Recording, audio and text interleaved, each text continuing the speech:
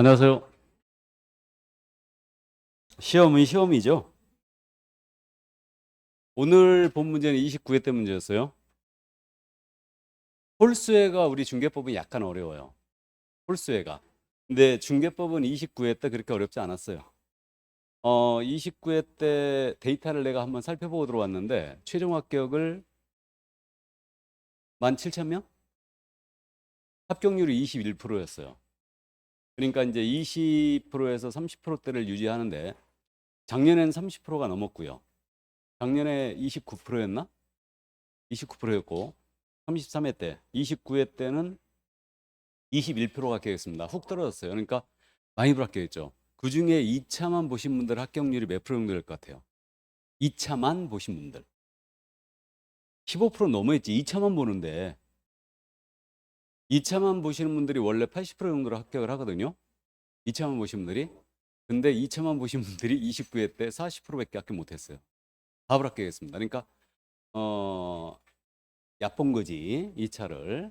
그래갖고 이제 불합격했는데 2차생들의 합격률이 작년에 80% 정도가 나왔고 32회 때 작년 시험에서는 또 떨어졌어요.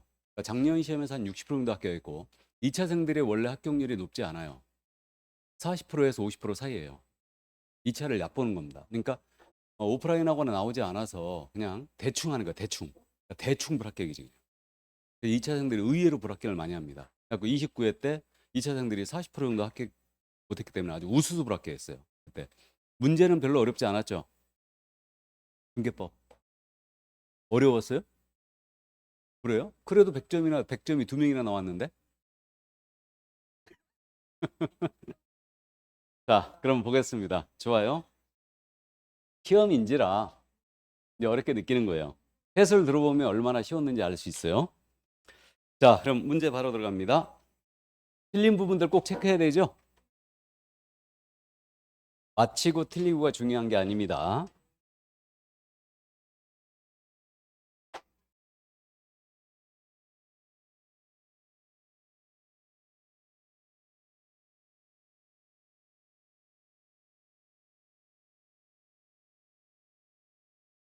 자, 그럼 보도록 하겠습니다. 1번 문제예요. 용어의 정의로 틀린 것은 글씨 뒤에 계신 분 보여요? 보입니까? 안 보이면 앞으로 오세요. 네. 자, 그럼 용어의 정의로 틀린 것은 했는데 우리 지금 데이터 제가 갖고 들어왔거든요. 90%가 다 맞췄어요. 누가 10%에 들어갔는지 모르겠는데 1번에 답 쳐야 되죠. 1번 정답이었어요. 그러니까 용어의 정의 계속 출제하고 있는데 개업공사라 하면 이렇게 나오면 뭐만 나와야 된다? 개설, 등록.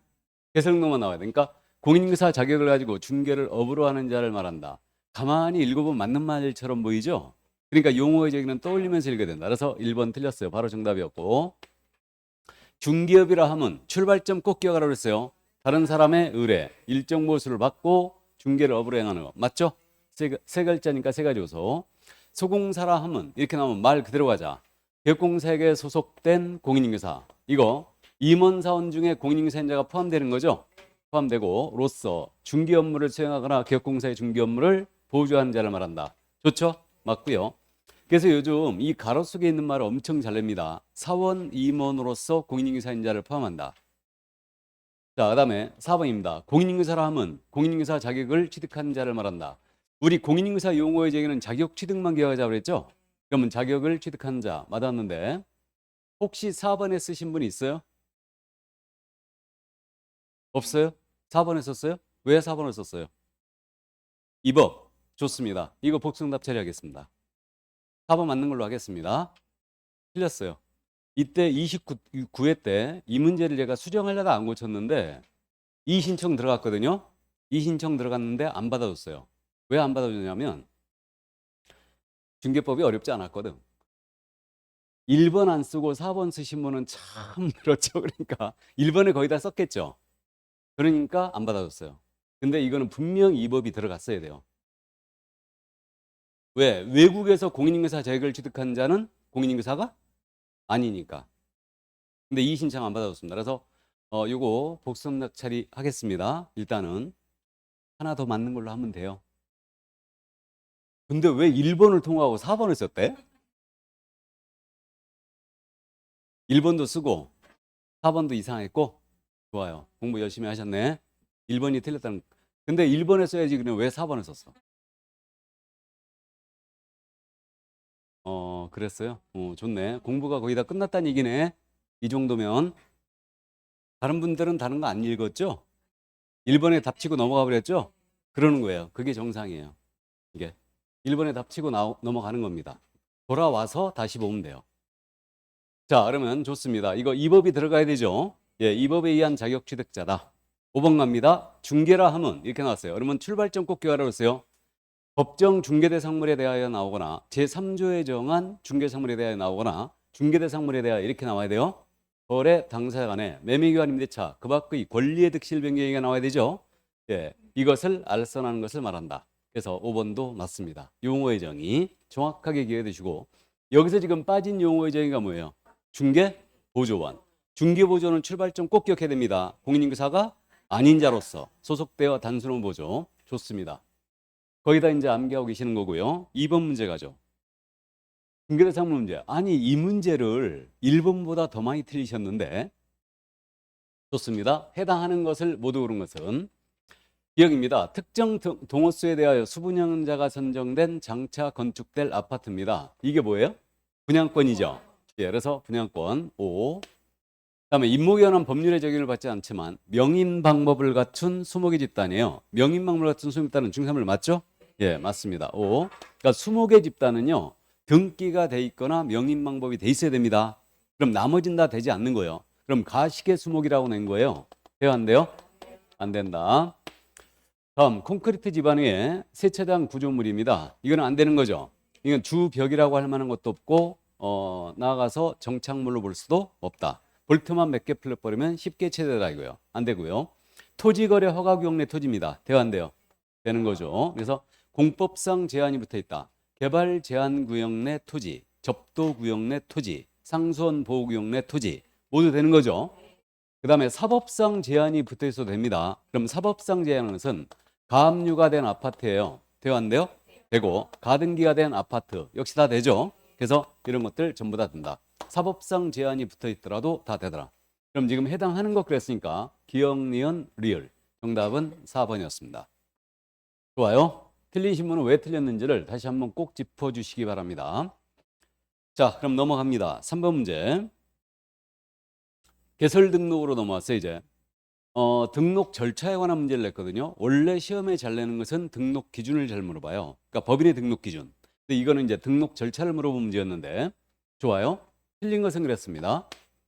1번입니다. 법인은 주된 중개사무소를 두려는 지역을 관할하는 등록관청에 중개사무소에 등록을 한다. 법인은 주된 사무소 등록관청에 들어가야 되죠. 당연한 얘기고. 2번 대표자가 공인인증사가 아닌 법인은 중개사무소를 개설할 수 없죠. 맞습니다. 대표자는 공인인증사야 돼요. 다음 3번입니다. 법인의 임원 중에 공인인증사가 아닌 자도 분사무소의 책임자가 될 수 있다. OX. X. 이거 분사무소의 책임자는 반드시 공인인증사야 되죠. 예, 그래서 틀렸습니다. 그래서 3번 일단 정답이 됐고요. 4번입니다. 소공사는 중개사무소에 개설등록을 신청할 수 없다. 맞죠? 이 질문 잘 내고 있는데 소공사는 이중속 금지이기 때문에 등록 신청할 수 없습니다. 다음에 5번입니다. 등록관청은 개설 등록을 하고 등록 신청을 받은 날부터 며칠 내에 등록을 통지한다? 7일 내 서면 통지죠. 그럼 이때 이제 등록의 효과가 발생하죠. 그래서 뭐 등록의 절차는 솔직히 잘 안 물어보는데 여러분들이 서류를 물어보면 조금 어려운다고 그랬어요. 그러면 등록 신청을 합니다. 그러면 관할은 등록관청에 들어가는 거고 이때 서류는 중개사무소 개설등록 신청서에다가 안 내는 서류를 기억하자고 그랬죠. 안 내는 서류. 그러면 자격증 사본은 제출한다 안 한다? 안 한다. 이건 직접 확인 요청하죠. 그럼 법인이었다. 그럼 법인 등기상 증명서 내요 안 내요? 안 낸다. 우리 과목에서 법인 등기상 증명서 내는 경우가 한 번도 없습니다. 끝까지 한 번도 안 내요. 그래서 안 내고 건축물 대장 자체는 낸다 안 낸다? 역시 안 낸다. 이건 직접 다 확인 들어가죠. 그러니까 안 내는 거예요. 안 내는 서류 기억하시고. 그러나 원칙적으로 실무기록 수료증 사본 내야 돼 안 내야 돼요? 내야 됩니다. 이거. 다만 실무기록을 위탁받은 기관이 전자적 방법으로 확인 가능으로 조치를 해놨다. 이때는 제출을 안 하죠. 원칙 내야 됩니다. 다음에 임대차 계약서, 사무소 확보 증명서류 내야 돼 안 내야 돼요? 내야 되죠. 내야 되고 사무소 확보 증명서류 내는데 임대차 계약서 들어오라는 얘기예요. 이 사무소가 건축물 대장 기재가 안 돼 있는 건물이었다. 그럼 대장 기재가 왜 지연되는가 사유서 내야 되죠. 같이 내줘야 되고요. 자, 그다음에 여권용 사진 내는 거 맞아요? 사진 한 장 내야 되죠. 그다음에 내국인의 경우는 결격에 해당하지 아니함을 증명할 서류를 내야 하네요. 안 낸다. 외국인만 내죠. 그래서 외국 법인은 국내 영업소 등기 서류가 같이 내야 됩니다. 그럼 등록 신청할 때 보증서를 낼 일이 없네. 맞아요? 보증관계증서는 내지 않습니다. 왜 그러냐면 보증서는 등록 통지가 있어야지만 끊을 수 있다고 그랬죠? 그러니까 등록 신청할 때는 아예 낼 수가 없어요. 내고 싶어도. 등록번호가 안 나왔으니까. 보증서를 끊을 수가 없어요. 그래서 분사무 설치 신고할 때는 이걸 내죠. 근데 등록 신청할 때는 보증서를 내지 않습니다. 이런 걸 잘 묻고 있는데 시험에서 묻지도 않아요. 일단 참고하세요. 이 정도. 등록 신청할 때 수수료 내야 하네요. 등록 신청할 때 수수료 내죠? 예, 냅니다. 자, 그럼 등록 신청 들어갔어요. 그럼 이에 대해 검토하고 요건에 적합했다. 그럼 등록을 통지해 주죠? 이 통지가 며칠? 이게 7일이에요. 그럼 등록이 이때 된 거죠?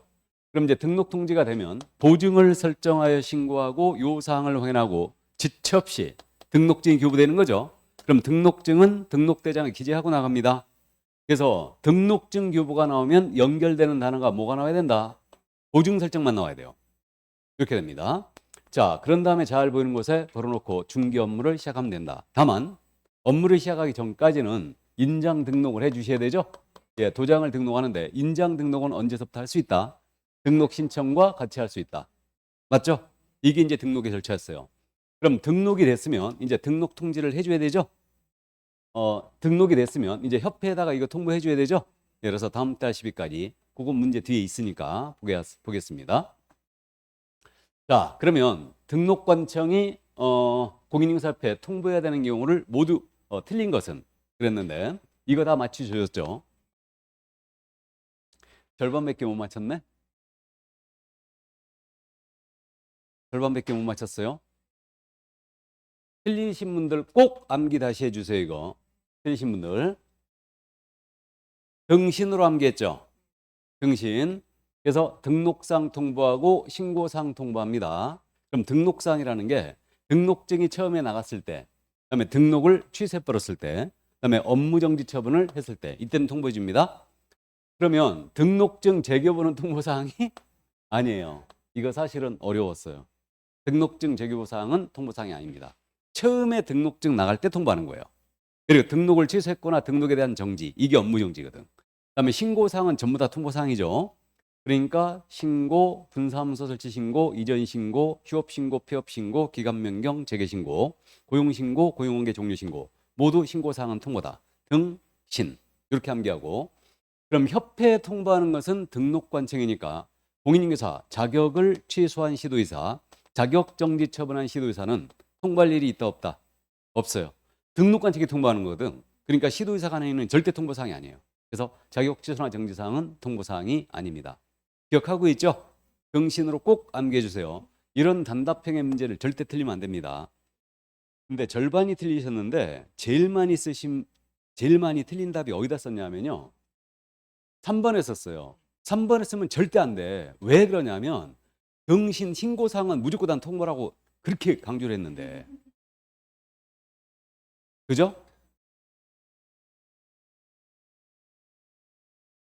3번에 쓰였구만. 등신은 암기하고 있는데 이제 다시는 이제 안 틀릴 거예요. 그래서 신고사항 좋습니다. 이 통계 있으니까 진짜 좋네. 자, 그러면 이제 4번 정답은 2번이었습니다. 그 정도 다시 한번 암기해 주시고 단답형을 절대 틀리면 안 돼요. 잘 내는 문제는 아니지만 일단은 단답형을 틀리면 안 된다. 자, 그럼 5번 문제로 가보죠.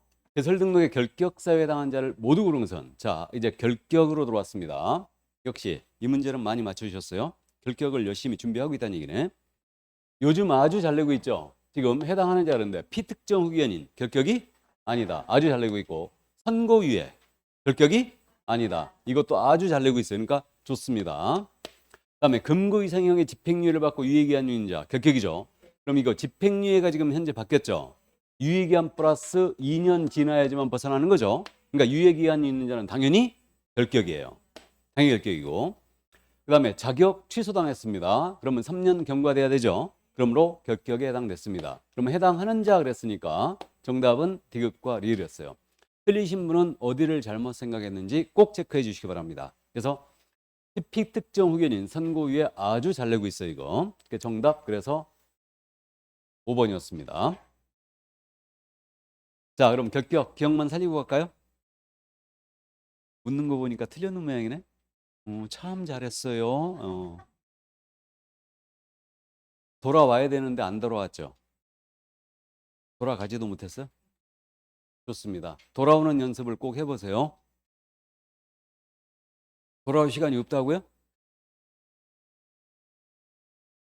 돌아와야 돼요. 돌아와야 됩니다. 그래야 돼요. 돌아와서 꼭 검토해 봐야 돼.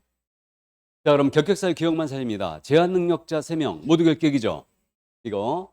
그래서 미성년자 피한정 피성년 후기 모두 결격입니다. 그러면 성년 의제 인정한다 안 한다? 안 한다. 그럼 얘는 성년이 되는 수밖에 없죠. 피한정 피성년 후기인은 이자는 종료 심판을 받아야 된다. 맞죠? 그래야 벗어나고. 따라서 피특정 후기에는 결격이 아니다. 피특정 후기에는 정신적 제약으로 인하여 일시적 후원이 필요하거나 특정 사무에 관한 후원이 필요한 자로서 심판을 받은 자를 얘기해요. 후경계시 심판을 받은 자를 얘기한다. 그래서 얘는 결격이 아닙니다. 주의하시고. 다음 파산자. 파산 선고받고 복권되지 않은 자예요. 그러면 파산자는 복권이 돼버리면 바로 벗어나는 거죠. 그래서 복권되면 즉시 벗어납니다. 그러면 개인 회생 절차 중입니다. 24회 때만 딱 물어봤는데 개인 회생 절차 중인 자는 결격이 아니다. 기억해 두시고. 수용자. 금고 이상의 실형의 선고를 받고 집행이 종료됐어요. 집행이 면제됐다. 몇 년? 3년 결격. 그러니까 집행 종료, 집행이 면제되면 3년 결격이다. 요걸 기억하시고. 나머지 요 밑에 있는 거 만기 석방, 가석방, 특별사면, 일반사면은 잘 묻질 않는데 일단 이해를 해주시는데 만기 출소한 자예요. 몇 년 지나면 된다? 3년. 가석방을 받은 자는 가석방 기간이 있다고 그랬죠. 남은 형기 중간에 나오니까 가석방 기간 더하기 3년이다. 그럼 가석방을 받고 3년 경과된 자 그러면 얘는 무조건 결격이에요. 가석방 기간 더해져야 되니까 그 점 이해하시고. 그러나 특별사면은 집행을 면제하는 제도니까 특별사면을 받은 자는 3년만 결격이죠. 이렇게 됩니다.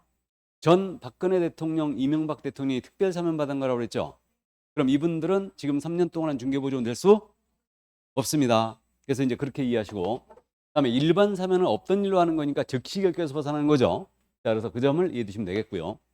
자, 그러면 수용자는 요즘 집행 종료, 집행 면제를 그대로 내고 있으니까 가볍게 이해해 두시고. 집행유예가 지금 바뀌었죠. 그러니까 금고 이상의 실형에 집행유예를 금고 이상의 집행유예를 받았다. 그러면 유예기간 플러스 2년이 결격이죠. 그러면 예를 들어서 징역 1년에 집행유예 2년을 선고받은 자는 총 결격 기간이 몇 년이 된다? 4년이 된다. 맞습니까? 유예기간 2년에다 플러스 2년이죠. 그러니까 총 4년이 되는 거다. 그래서 이제 이 점 꼭 이해해 두시고. 그러나 선고유예는 결격이다 아니다? 아니다. 선고유예는 선고 자체를 유예해버린 거죠. 그러니까 전에는 이게 결격이었는데 현재 이건 결격이 아닙니다. 그래서 선고유예는 경미한 초범에 대해서만 나갈 수 있기 때문에 선고유예를 결격해서 뺐어요. 꼭 기억해 두시고. 자, 그 다음에 이제 이 법에 위반했어요. 이 법에 위반하여 300만 원 이상의 벌금형을 선고받았다. 그러면 이때는 몇 년 쉬어야 된다? 3년. 이때 그래서 주의할 점이 벌금이 떴죠. 그럼 꼭 이 법 저 법 따져야 돼요. 우리 법이죠. 얼마 이상? 300 이상이고 이때 우리 법이다. 그러면 형법을 위반했거나 도로교통법 위반했다, 변호사법 위반하여 벌금 받았어요. 모두 결격이 아니다. 이해해 두시고. 양벌 규정에 따라 벌금 300 이상을 받았거든요. 이는 결격사에 해당한다 안 한다? 안 한다. 꼭 기억하시고. 그 다음에 여기 분리선고라고 써있는데 이게 뭐냐면 병합범 기억나세요? 병합범이라는 것은 한 사람이 여러 개의 범죄를 저질렀는데 동시에 재판하는 걸 경합범이라 한다고 그랬죠. 그래서 이 경합범에 대해서는 벌금형을 선고한다. 그러면 이때는 분리선고하게 돼 있어요. 왜? 결격을 잡아야 되니까. 그러니까 예를 들어서 이 얘기라고 그랬죠. 우리 개업공인중개사가 보수를 초과했어요. 보수 초과 행위는 형벌이 어떻게 돼요?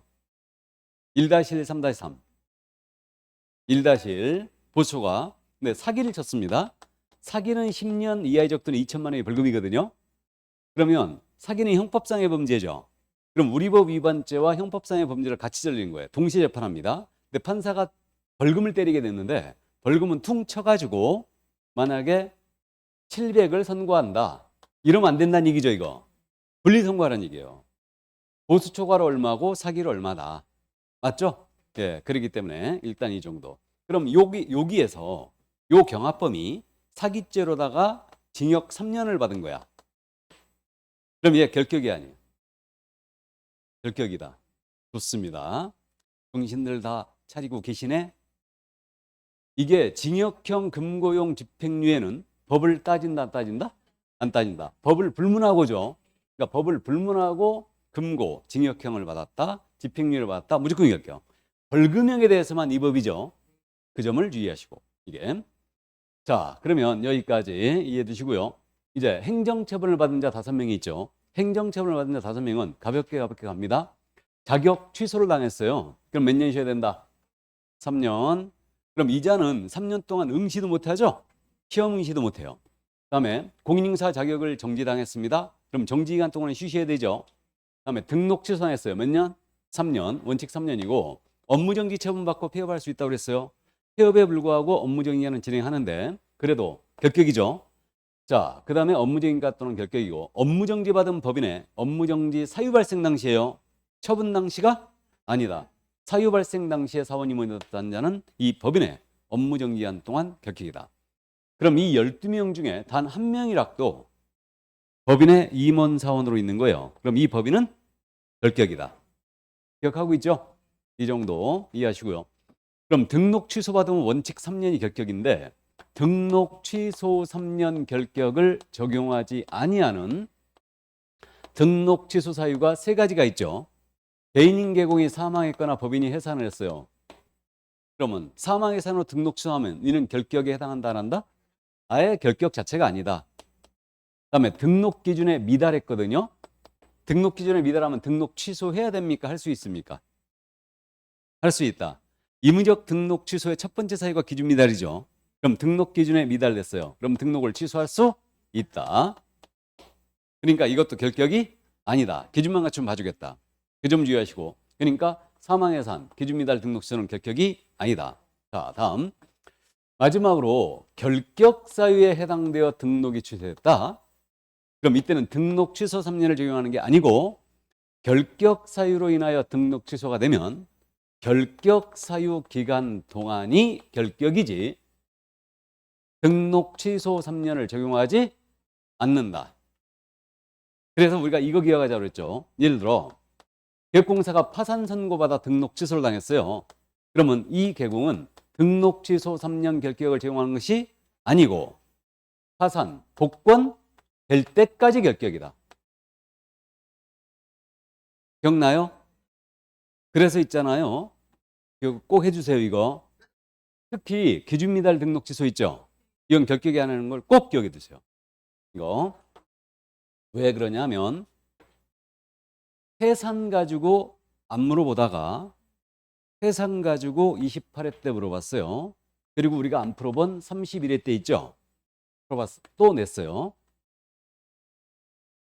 해산 가지고 해산으로 등록 취소를 당하면 이는 결격이 아니다. 이걸 28회 때 물어봤는데 31회 때 또 물어봤어요. 그럼 계산해 보면 29, 30, 31 그다음에 32, 33, 34 뭔 말인지 아셔요? 네. 꼭 룰을 지키는 건 아닌데 올해 집행유예 갖고 물어볼 가능성이 크죠? 아니면 안 낼 가능성도 커요.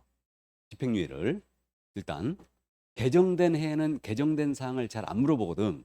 왜 그러냐면 저 산속에서 공부하는 사람이 있을 수 있거든. 잘 안 냅니다. 근데 기억은 꼭 해두셔야 돼요. 이거는. 그래서 이거 있잖아요. 기준 미달을 기억하라는 얘기예요. 왜 그러냐면 해산을 지금 2번이나 물어봤기 때문에 건들기 시작했으니까 기준 미달 등록 취소가 나오면 결격이 아니다. 꼭 염두에 두세요. 그리고 만에 하나 이걸 건드렸잖아요. 그럼 굉장히 어려워져요. 결격 사유로 등록 취소를 당하면 등록 취소 3년이 아닙니다. 등록 취소 원인이 된 그 결격 사유 기간 동안이 결격이다. 이게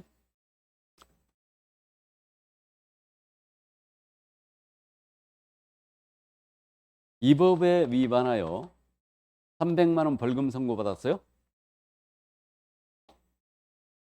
개공이었습니다. 등록 취소 당했죠? 이자는 등록 취소 3년 결격이에요? 선고로부터 3년 결격이에요? 선고로부터 3년 결격이다. 맞죠? 결격 사유로 등록 취소했으니까 결격 사유 기간 동안이 결격이죠. 그러니까 선고로부터 3년이지. 공인중개사 자격을 취소당했어요. 그럼 등록 취소죠. 왜요? 왜요? 자격 취소하면 왜 등록 취소된다고요? 결격이니까 이제 그렇게 나와야 돼요. 결격이니까 자격증이 없는데 무슨 등록이냐고 하면 안 된다고 그랬죠. 이제 맞는 말씀인데 결격이니까 논리적으로 풀어야지. 그러면 이자는 등록 취소 3년 결격이겠어요? 자격 취소 3년 결격이겠어요? 자격 취소 3년이지. 결격 사유로 등록 취소했으니까. 맞죠? 이 정도. 이 부분은 건들지 않습니다. 잘. 19회 때 외에는 건든 적이 없어요. 그러니까 어쨌든 이해는 꼭 해두시기 바랍니다. 예. 자, 결격 사유 여기까지였습니다. 좀 다음 문제 넘어갈까요?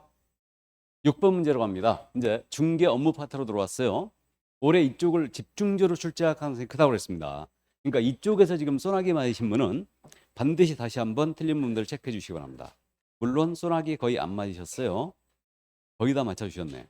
6번서부터 자 보겠습니다. 등록관청 관할교 외의 지역으로 이전한 경우에 관한 설명으로 틀린 것을 그랬는데, 자 조건 제시를 아주 전형적인 문제 유형인데 등록관청 관할격 외로 문제를 냈잖아요. 그럼 뭐를 떠올리라고 그랬어요? 등록증 변경 기재 교부할 수 없다. 재교부해줘야 되죠. 근데 관할교육 내로 옮긴 경우는 이거 변경 기재 교부할 수도 있다. 요거를 염두에 두고 문제를 푸는 거예요. 다른 건 틀릴 일이 거의 없어요. 이게 그러니까 외로 조건 제시하면 내로 조건 제시도 마찬가지예요. 작년 시험처럼 변경 기재 교부할 수 있느냐 없느냐 요걸 염두에 두고 문제를 풀면 됩니다. 나머지는 이제 여러분들이 실수 안 해요. 그럼 보겠습니다. 틀린 것 그랬는데 이전 신고 전 발생한 사유나 행정처분은 이전 전 등록관청이 일어난다. 이전 후 등록관청이죠. 아주 전형적인 지문. 그럼 1번 바로 정답이었어요. 또 웃는 거 보니까 또 틀렸는 모양이네. 그러니까 이제 이게 읽으면서요. 체크하면서 읽는 거예요. 그러니까 그분이 이제 온다란 얘기가 그분이 오신 분들은 읽으면서 관할구역 왜 행정처분 이전 후 체크하면서 나가는 거예요. 그냥 바로바로 보이는 거지 이게 그러면 이전 후입니다. 그러니까 1번 바로 틀렸고 2번입니다. 10일이라는 건 알고 있죠? 예, 그래서 10일 신고 안 하면 백과 좋아요. 이전 신고 위반 백과 주된 사무소 이전 신고는 이전 후 등록관청 해야 되죠? 맞습니다. 이렇게 되고요. 주된 사무소 이전 신고서에는 등사를 첨부해야 되죠. 이게 그 소리 아니에요. 그러니까 등록증 원본 첨부해야 되고 사무소 확보 증명서를 첨부해야 되죠. 등사를 첨부한다. 그러니까 이거 암기하려고 그러지 말고요. 아, 등록증 재교부가 원칙이야. 이전하면. 그러니까 등록증 원본 첨부해야 되고 그 다음에 사무소 이전이니까 새로운 사무소가 건축물에 대한 기재 의무를 확보가 됐는지를 체크해야 되죠. 그래서 사무소 확보 증명서를 첨부하는 거예요. 그러니까 이전 신고할 때 낸 서류가 등사다. 그러면 관할격 외로 이전한 경우에는 서류 송부가 있죠. 그럼 송부할 서류 종전이 이전 후에다가 지체 없이 송부하는데 등등행으로 암기하고 있어 우리가. 등등행 이렇게 등이 뭐예요? 등록대장 대고경 호적이죠 이거. 등록대장 송부해야 되고 또 등록 신청 서류 등록할 때 냈던 서류 그다음에 최근 1년간의 행정처분 서류 및 행정처분 관련 절차가 진행 중이었다. 관련 서류 모두 보내줘야 되죠. 그럼 이 서류 보내줬습니다. 행정처분 누가 한다? 이전, 후가 하는 거죠. 서류를 저자가 받았으니까. 이게 이렇게 되고요. 자, 그 다음 분사무소 이전 신고받은 등록관청은 이전 전, 이전 후 분사무소 소지 증환을 등록관청에다가 모두 통보해 주죠. 분사무소 이전 신고 누구한테 해야 돼요? 주된 사무소. 그러니까 주된 사무소 등록관청이 분사무소 이전 전, 이전 후 소지 증환을 등록관청에 모두 지체 없이 다 통보합니다. 그래서 분사무소는 설치했던 이전했던 모두 이렇게 통보해 주는 절차가 있다는 얘기죠. 자, 이 정도 이해해 두시고요. 자, 그래서 사무소 이전에 대한 내용이 이거였고요. 여기서 이제 한 가지 더 첨가한다면 분사무소 이전 신고는 주된 사무소 등록관청에 들어가는 거 맞죠? 이때 분사무소 이전 신고할 때 이때는 등록증 첨부하는 거 절대 아니에요. 신고 확인서 첨부해야 되죠. 신고 확인서 첨부해야 되고 그 다음에 또 뭘 첨부해야 된다? 사무소 확보 증명서류. 맞죠? 등록증이 아니에요. 그 점을 주의해 주세요. 이게. 자, 그럼 여기까지. 그러니까 정답은 1번이었습니다. 뭐 1번 안 쓰신 분은 실수 같아요. 몰라서 틀리기보다는 실수죠, 뭐 이건. 자, 그러면 7번 문제 갑니다. 명칭 표시 광고로 넘어왔어요. 옳은 것은 그랬습니다. 1번입니다. 공인인증사는 개설 등록을 하지 않아도 그 사무소에 부동산 중개란 명칭을 사용할 수 있다. OX. X예요. 일단 등록을 안 했다면 부동산 중개 공인사무소를 못 쓰죠. 근데 이 공인인증사거든요. 등록을 안 했거든요. 공인중개사는 쓸 수 있어요, 없어요? 있죠. 이거는 쓸 수 있습니다. 근데 공인인증사 사무소라든가 부동산 중개는 못 쓰는 거죠. 그럼 1번 맞고, 틀렸고 2번입니다. 공인인증사 개업공사가 법령에 따른 5개 광고문을 설치하는 경우 등록증에 표기된 개공의 성명을 표기할 필요가 없다. 자, 5개 광고문을 나왔어요. 그럼 키워드가 뭐로 연결돼야 된다?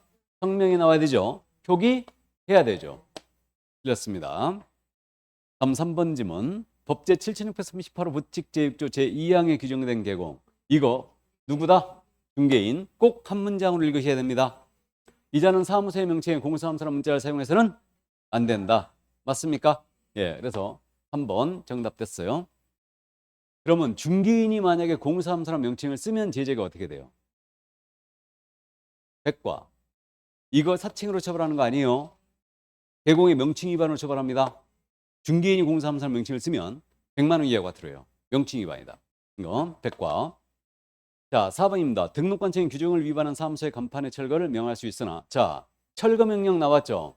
그럼 키워드가 뭐가 나와야 된다? 등록관청에 나와야 되고, 이때 법령에 의한 대집행할 수 없다. 대집행할 수 있죠. 행정대집행법에 따른 대집행할 수 있죠. 이게 틀렸고, 5번입니다.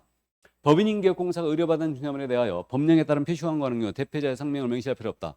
이거 성명은 반드시 들어가야 되죠. 인터넷 광고하든 이거 신문을 광고하든 방송 광고하든 성명 소연 등은 언제나 명시해야 된다. 맞습니까? 이게 공통 명시 사항이죠. 이 성이 뭐예요? 성명. 법인은 대표자의 성명. 명칭. 그 다음에 소가 뭐예요? 중개사무소의 소재지 명시해줘야 되고, 연락처. 다음에 개설 등록번호다. 사업자 등록번호 아니라고 그랬죠? 개설 등록번호. 이게 이제 명시가 돼 있어야 됩니다. 그래서 이제 그 점을 주의해 주고요. 인터넷 광고할 때는 물건에 대한 정보를 추가로 명시하게 돼 있죠. 그래서 그 정도 여기까지. 정답은 3번이었습니다.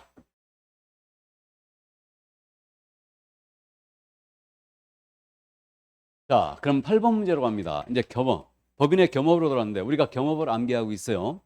관, 상, 차, 분, 경, 이로 암기했습니다. 그럼 관리대행이죠, 이거. 자, 그다음에 이건 상담업이다. 그다음에 프랜차이즈, 그다음에 분양 대행업, 그다음에 경공매 알선 대리, 이사 관련 용역의 알선 이건데 이게 키워드가 있다고 그랬어요. 반드시 이렇게 풀어주셔야 되는데, 자, 대행자가 들어갔어요. 대행이 딱 들어가면은 이게 뭐만 된다? 주상만 된다. 맞죠? 주상만 돼요. 상담이 나왔어요. 앞에 뭐가 나와야 된다? 부동산이 나와야 돼요. 부동산이 나와야 됩니다. 그다음에 프랜차이즈는 중개업 경영을 얘기하죠. 그럼 중개업 경영이 나왔다. 그러면 뭐가 나와야 된다? 개공이 나와야 돼요. 개공이 나와야 돼. 중개업 경영이 뜨면 뭐가 나와야 된다?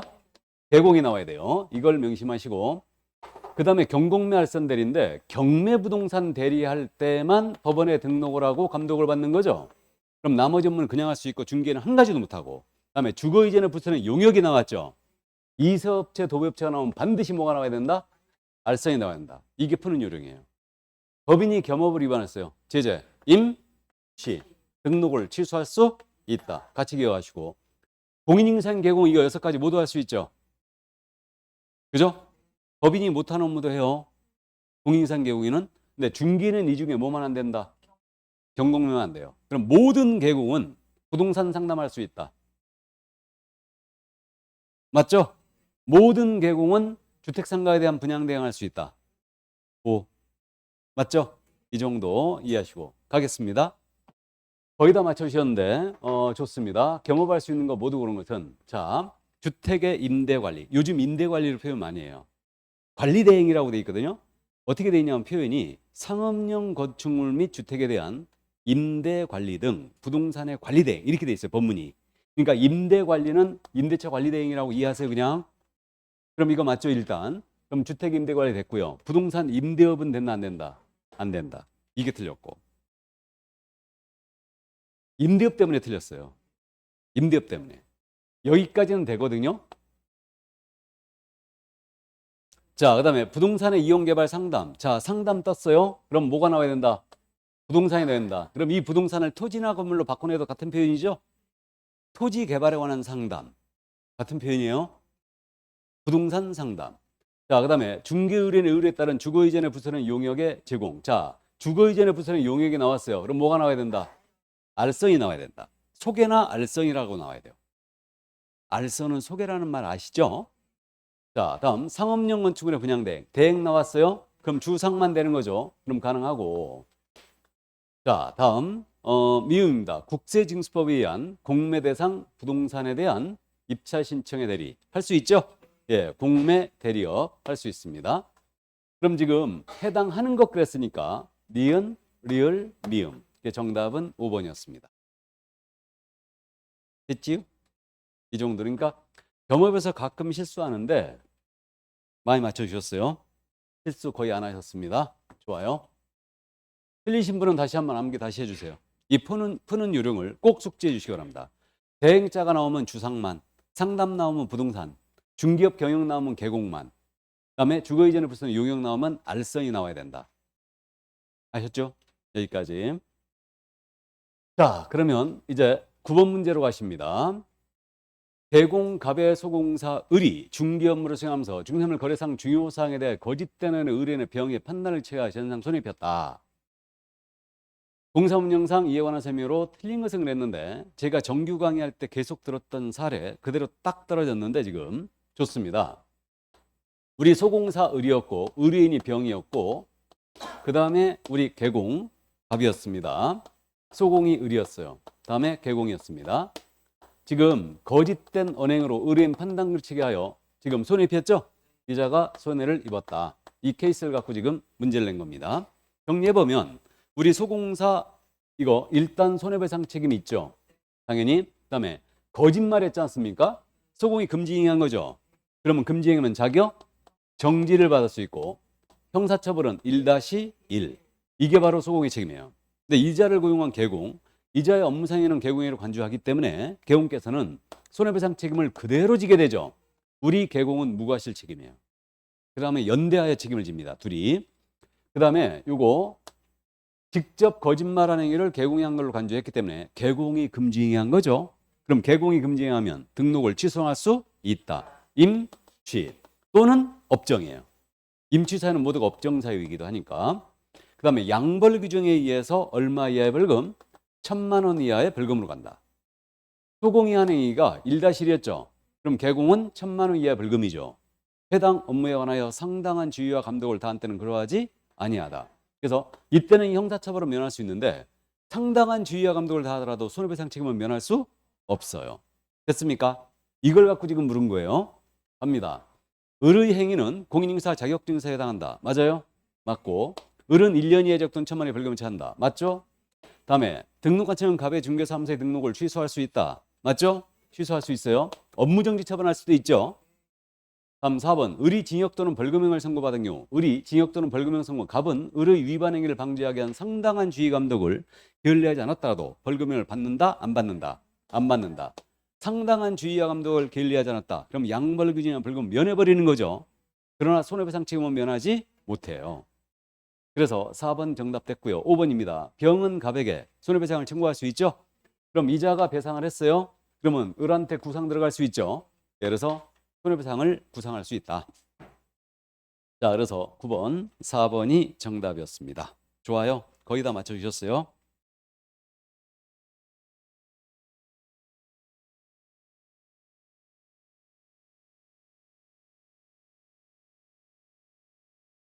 한 번이 왜 답이 보였을까? 틀리신 분이 3번을 제일 많이 썼는데 필치로 봤어요. 그래서 거짓된 언행이니까 이거 금지기니까 임취. 예. 다시는 속지 마시고 소공의 업무상 행위 등록 취소할 수 있다. 자, 그럼 넘어갑니다. 10번 문제로. 인장의 등록에 관한 설명으로 틀린 것을 했는데 올해 인장 물어볼 가능성이 커졌다고 그랬죠. 2번이나 하셨기 때문에. 자, 그러면 틀린 것은 그랬어요. 소공사는 업무를 개시하기 전에 중개행에 사용할 인장을 등록과세 등록해야 한다. 맞죠? 소공사 인장 등록 대상이죠. 맞고요. 2번입니다. 개업공사가 등록 인장을 변경하며 변경일로부터 7일 내에 변경 인장을 등록과세 등록해야 한다. 맞죠? 7일. 안 하면 업종. 법인인 경우에 인장 등록은 상업 등기 취득한 인감 증명 제출을 가름한다. 아주 잘 내는 지문이죠. 네, 그래서 인감 증명서 법인은 떼다 주면 끝이다. 다음 4번. 분사함 사용할 인장의 경우는 상업 등기취 따라 대표자가 보증하는 인장을 등록할 수 있다. 분사함소 대표자 보증 등록할 수 있다. 이게 체크포인트고 맞습니다. 그럼 5번. 법인의 분사함 사용할 인장은 분사함소 소지지 등록관청에 등록해야 된다. OX 주된 사무소 등록관청에 들어가야 되죠. 여기까지. 그럼 여기서 지금 빠진 내용이 뭐가 있느냐? 여기서 빠진 내용이 등록할 인장. 이 중에 개인입니다. 공인인상 개공이나 소공이 등록할 인장은 성명이 나타난 것으로서 그 크기가 가로 세로 각각 7mm 이상 30mm 이내. 그러니까 7.3으로 암기했습니다. 이렇게 돼 있고요. 개인이 인장을 등록하는 방법은 인장 등록 신고서가 있다고 그랬죠. 인장 등록 신고서에다가 여기다가 등록증 원본 첨부해야 되죠.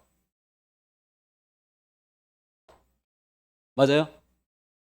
아니, 인장 등록 신고서를 할 때 등록증 원본 첨부하게 돼 있어요. 왜 그러냐면 등록등의 도장을 찍어야 되니까.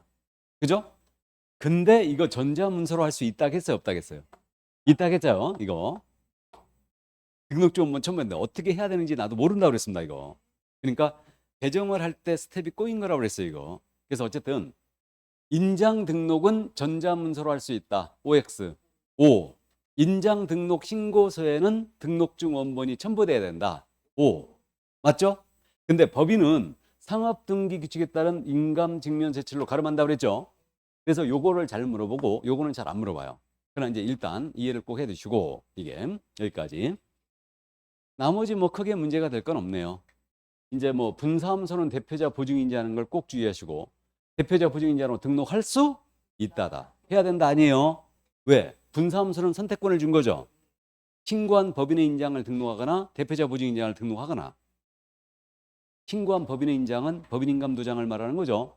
그래서 이제 이 정도 여기까지. 그럼 10번까지 했으므로 쉴 때가 됐나요? 네. 잠깐 쉬었다 하겠습니다.